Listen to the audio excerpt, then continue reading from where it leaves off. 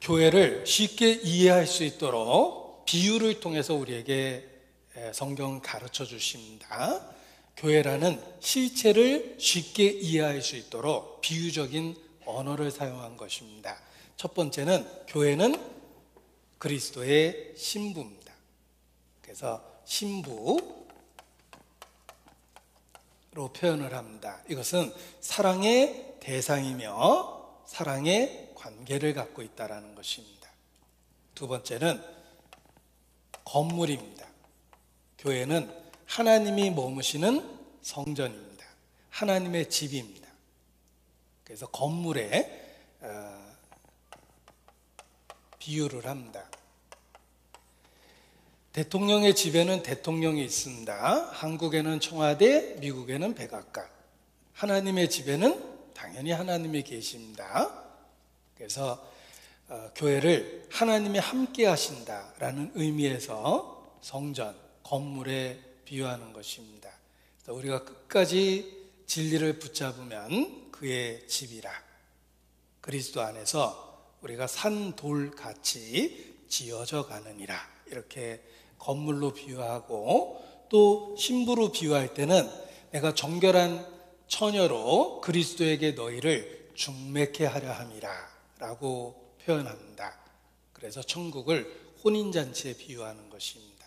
사랑의 대상이며 주님이 함께 하시는 곳입니다. 주님이 머무시는 곳, 그것이 바로 교회입니다.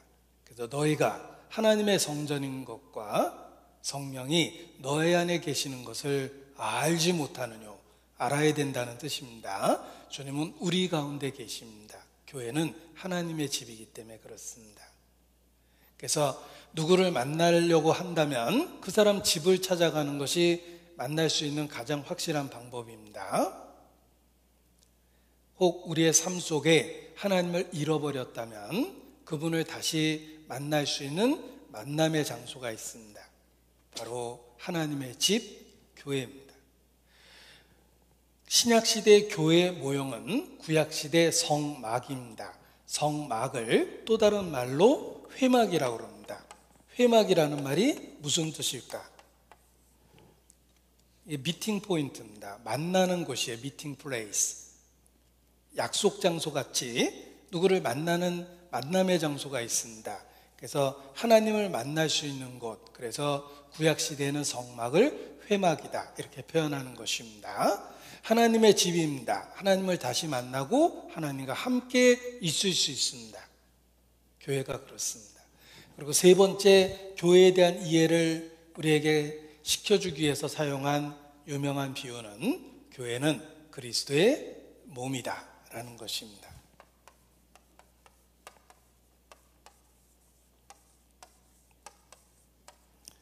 교회는 그리스도의 몸입니다. 그리스도는 머리 되셨고 우리는 그의 몸과 같다 이렇게 표현합니다. 그 외에 포도나무와 가지의 비유도 있고 성경은 여러 다양한 비유를 사용합니다. 그런데 그 중요성을 갖고 한번 골라본다면 교회를 설명하기 위해서 사용한 세 가지 비유는 신부, 성전, 그리고 몸 이렇게 표현할 수 있습니다.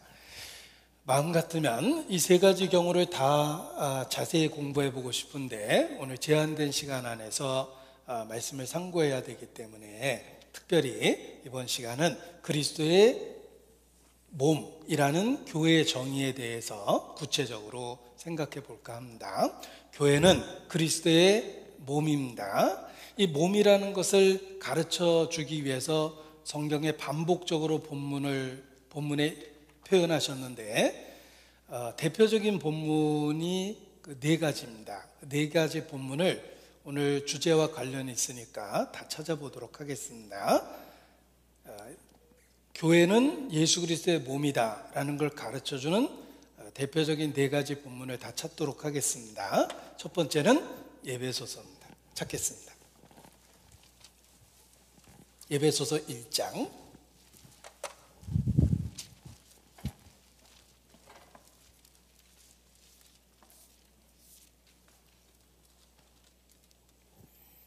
에베소서 1장 22절로 말씀입니다. 에베소서 1장 22절로 23절. 또 만물을 그 발 아래 복종하게 하시고 그를 만물 위의 교회의 머리로 주셨느니라. 교회는 그의 몸이니 만물 안에서 만물을 충만케 하시는 자의 충만이니라.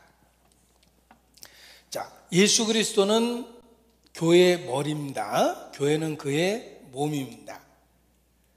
그리스도가 교회와 어떤 관련이 있는지를 이 몸이라는 표현을 통해서 설명해 주신 것입니다. 그리고 두 번째 말씀은 골로새서입니다. 에베소서에도 있고 골로새서에도 똑같은 말씀이 있습니다. 요거는 아기로 태어나서 골로 갈 때까지 계속 기억해라, 뭐 이런 뜻이 아닌가 이렇게 혼자 괜히 생각해 봤습니다. 에베소서 그러면 이제 아기 때 태어난 것 같고, 골로새서 그러면 이제 죽을 때 봐야 될 것 같잖아요. 죽을 때까지 기억해라 이런 뜻입니다. 자, 1장 17절에 보면 또한 그가 만물보다 먼저 계시고 만물이 그 안에 함께 섰느니라. 그는 몸인 교회의 머리라. 그가 근본이요 죽은 자들 가운데서 먼저 나신 자니 이는 친히 만물의 으뜸이 되려 하시며. 같은 말씀이 반복해서 강조되고 있는 것입니다. 그는 몸인 교회의 머리라 라고 말씀하셨습니다. 고린도전서 12장 12절입니다. 제가 네 가지 말씀을 찾겠다고 그랬습니다.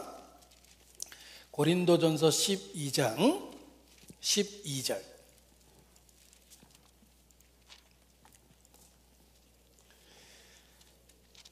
몸은 하나인데 많은 지체가 있고 몸의 지체가 많으나 한 몸인가 같이 그리스도도 그러하니라. 그리스도와 교회의 관계를 설명해 주기 위해서 이렇게 말씀하셨습니다. 자, 교회는 유대인과 이방인 중에 부름받은 사람의 모임입니다. 그래서 하나님 앞에는 세 종류의 사람이 있다고 그러죠. 유대인, 이방인, 그리고 유대인과 이방인 중에 부름을 입은 교회. 그래서 하나님 앞에는 세 종류의 사람이 있다. 흑인, 백인, 황인이 아니라 유대인, 이방인, 그리고 교회가 있다. 이것이 이제 성경적인 분류 방법입니다. 그래서 한 몸이 되게 하셨어요. 13절.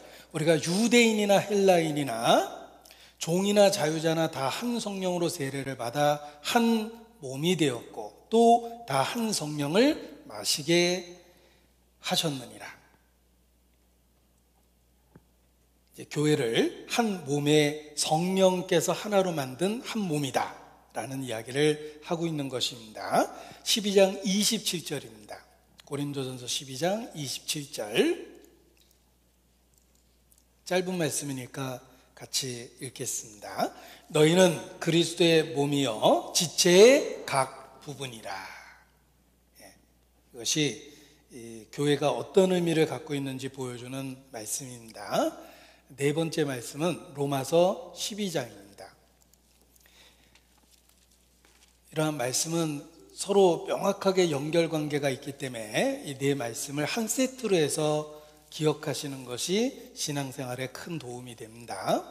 로마서 12장 4절부터 또 제가 읽어드립니다.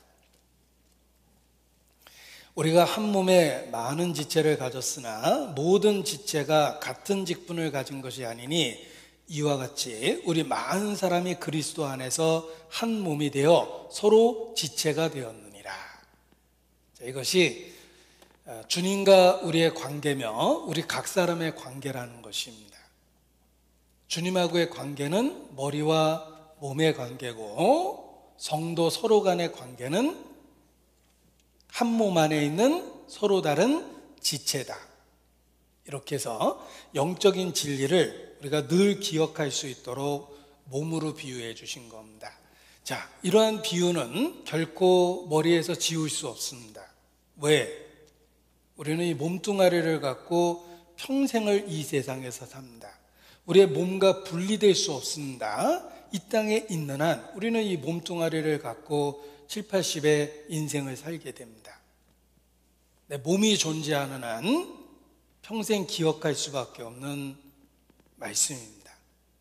머리는 주님에 해당되고 몸은 교회에 해당되며 성도는 서로의 지체와 관련되어 있는 것입니다. 이것이 그러니까 주님은 이런 우리 육체를 만든 그 비밀을 통해서 영적 진리를 그냥 몸에다 심어 놓으신 거예요. 평생 기억할 수 있도록 진리로부터 벗어나지 못하도록 그 진리를 우리 몸에다가 그대로 담아두신 것입니다.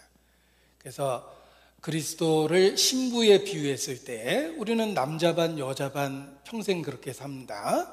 남편과 아내의 관계 속에서 가정이 시작됩니다. 그래서 주님하고의 관계를 기억할 수밖에 없고 우리는 머물 수 있는 집을 필요로 합니다. 그래서 우리의 영적 집이 되신 주님을 기억할 수밖에 없습니다. 그리고 또한 평생 육체를 갖고 살고 있기 때문에 더욱더 이러한 진리를 기억할 수밖에 없는 것입니다.